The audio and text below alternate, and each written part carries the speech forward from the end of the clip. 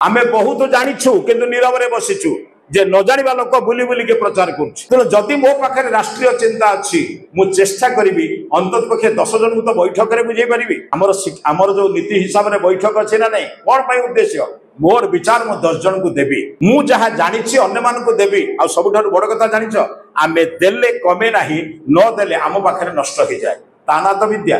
दानेन न क्षयम जाति विद्या रत्नक महाधनम। सेतिपई आम जीवन तीनटा लक्ष्य भलरे मन रख तीनटा जिनस अस्ति मु गोटे कथा छाड़ी कहली प्रथम है संतान तापर आउ दुटा रखिछि कहबी तीनटा जिनस मन कर गायत्री मंत्र जो पढ़िले आमे पिला माने पढ़िले वर्तमान सेथिरे तीनटी व्याहृति अछि भूर भुवस्व जानि जरा नाही तार तीनटा अर्थ बहुत अर्थ अछि तार दुख नाशक सुख प्रदायक आनंददाता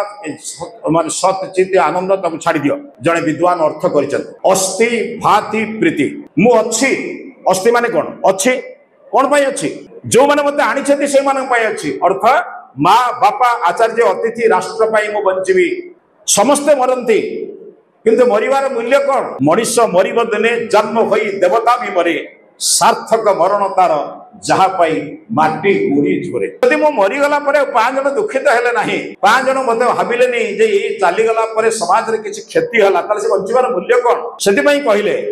आस अस्ति मु अछि।